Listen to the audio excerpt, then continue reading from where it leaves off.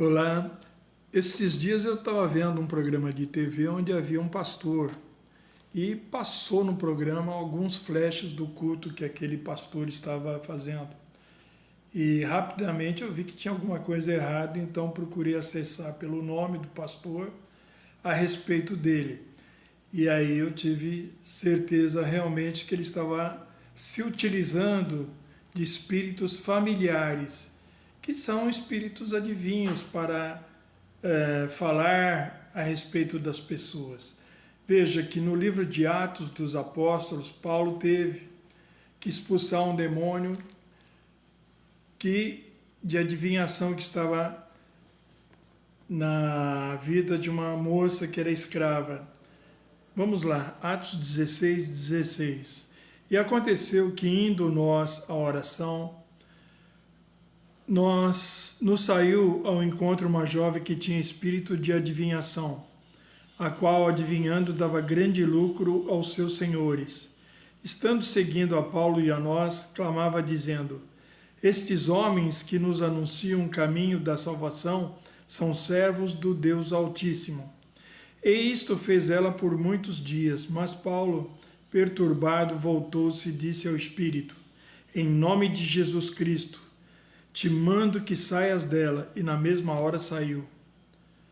E vendo seus senhores que a esperança do seu lucro estava perdida, prenderam Paulo e Silas e os levaram à praça à presença dos magistrados. Bom,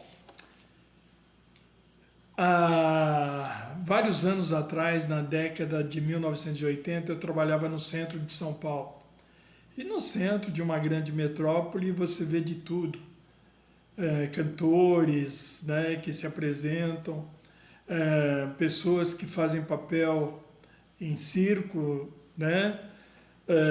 Eu vi muitas coisas, inclusive artes mágicas. Certa vez no viaduto do Chá, lá em São Paulo, bem no centro, havia uma mulher com os olhos vendados e de costas, né, para o público, e um rapaz perguntava para as pessoas do povo, né, para que ela adivinhasse o nome da pessoa, o número do RG, endereço e outras coisas mais. E a mulher acertava tudo e impressionava as pessoas.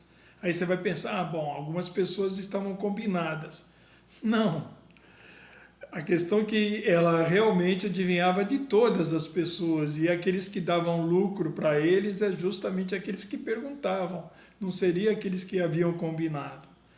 Acontece que há algumas coisas que as pessoas não sabem, mas isso já é utilizado em outros programas de televisão, em artes mágicas, onde o mágico adivinha determinadas coisas na vida das pessoas. Isso é utilizado já há muitos anos, como foi no caso aqui que eu contei da pitonisa lá em Filipos, né? Onde Paulo e Silas tiveram esse problema. Se você olhar no capítulo 8 do livro de Isaías, eu vou ler aqui na versão Almeida Corrigida, cujo texto melhor identifica, Isaías 8,19. Quando vos disserem, consultai os que têm espíritos familiares e os adivinhos que chilreiam e murmuram entre dentes, não correrá um povo ao seu Deus? A favor dos vivos interrogar-se-ão os mortos? Claro que não, Deus está falando que não se deve fazer isso. Se você quiser saber mais, lá no primeiro livro de Samuel, no capítulo 28, você vai ver que Saul, depois que se tornou muito carnal e desobediente a Deus, e Deus não falava mais com Saul, nem pelo Urim, nem por profetas, então ele resolveu consultar uma necromante, que é aquelas pessoas que chamam os mortos para falar. Bom, Deus proibiu isso por uma razão, que isso são espíritos malignos, espíritos caídos, e eles vão mentir, fazer com que você seja enganado. Eu, quando tinha cerca de 13 anos, mais ou menos, de idade, eu trabalhava no armazém do meu tio. Naquela época não havia supermercados, havia quitanda, açougue, avícola e armazém ou empório, como alguns lugares é chamado. E havia um cliente, né, que sempre vinha ali na venda, como também é chamada a venda, e ele sempre conversava muito comigo. Ele tinha um casal de filhos e a filha dele chegou até dar aula na época do primário para mim. E ela morreu muito cedo, muito jovem, ela tinha casado acho que há pouco tempo, não me recordo. E aquele homem sempre ficou muito sentido com a morte da filha. Anos depois eu o encontrei, eu já era bem adulto, e ele me contou que foi visitar um médium muito famoso num estado vizinho. E assim que ele chegou, esse médium foi falando a respeito da filha dele e contou coisas que só ele e a filha sabiam, não mais. E ele ficou muito impressionado. Ele tinha a convicção de que era a filha dele que estava ali, falando com o médium, mas não era. E as pessoas não sabem disso, quem não tem muito entendimento a esse respeito. Acontece que os espíritos familiares têm esse nome, a nomenclatura, por quê? Porque eles permanecem na família durante toda a vida. E eles sabem tudo o que acontece. Há anos atrás, o Kenneth Hagin, um pregador muito famoso americano, já está com o Senhor, ele estava numa determinada igreja que ele foi convidado para pregar, mas naquela cidade havia um profeta que havia chegado e o pastor quis que lhe desse uma palavra.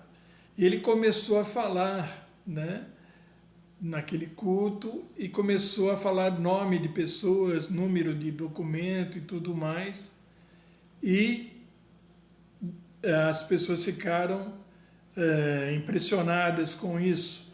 Mas o Espírito falou ao Kenneth Hagin, espíritos familiares, que aquele homem estava fazendo aquilo por meio de espíritos familiares, que são esses espíritos de adivinhação. O que acontece? Como aquela mulher que eu falei no viaduto do chá, ela tem um espírito de adivinhação, que conversa com o espírito familiar da pessoa que está perguntando. Ele sabe tudo sobre a pessoa. Sabe nome, endereço e coisas particulares. Como um médium, né, que aquele senhor vizinho foi consultar. Sabe tudo sobre a pessoa. Então esse pastor, esse profeta que estava nesse culto, o Kenneth Hagin depois soube que ele havia profetizado para as pessoas, para um homem, por exemplo, que havia uma joia muito cara, muito rara, que era uma joia de família que ele tinha embrulhado num determinado tecido e colocado numa gaveta.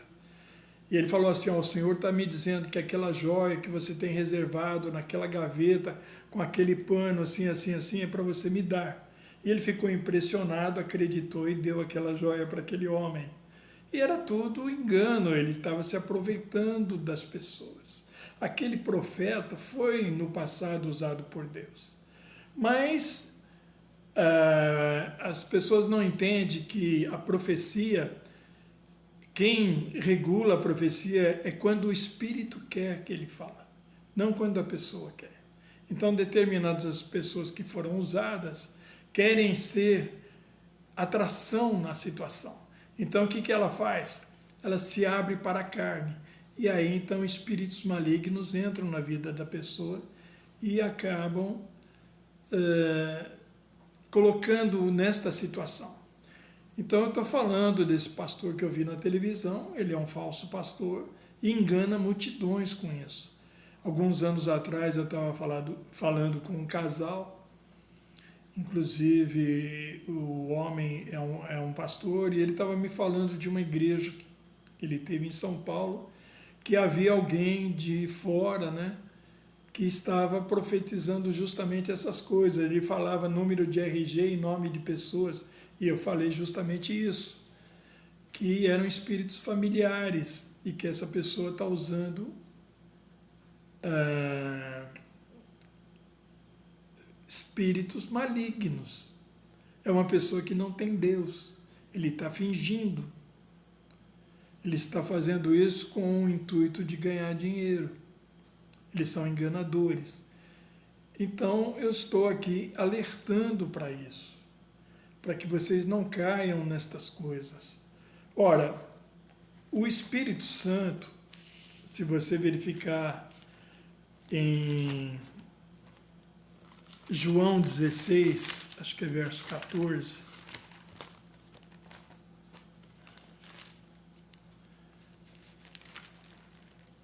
vamos ver aqui.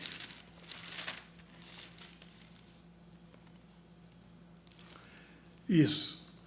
Evangelho de João, capítulo 16, verso 13 e 14. Jesus está falando do Espírito Santo. Mas quando ele vier, aquele Espírito da verdade, ele vos guiará em toda a verdade. Porque não falará de si mesmo, mas dirá tudo o que tiver ouvido, e vos anunciará o que há de vir. Ele me glorificará, porque há de receber do que é meu, e vou-lo anunciar. Vou-lo anunciará. Então, o Espírito da verdade, o Espírito Santo, ele vai glorificar a Jesus, e não o homem. Veja, nesse caso desse pastor, era o homem que estava sendo glorificado. Veja como ele sabe das coisas, né? Ele tem comunhão com Deus, ele sabe o número do RG, o nome da pessoa, coisas que acontecem com a pessoa, coisas particulares. Ninguém poderia saber. Então a pessoa pensa que é de Deus e não é. O Espírito Santo não faz show. Ele não eleva o homem, ele eleva Jesus. Ele vem glorificar a Jesus. E é isso que nós precisamos entender. Quando o homem está em evidência, você pode ter certeza. O Espírito de Deus não está ali. Quando o Espírito de Deus está ali, então a evidência é que Jesus é glorificado.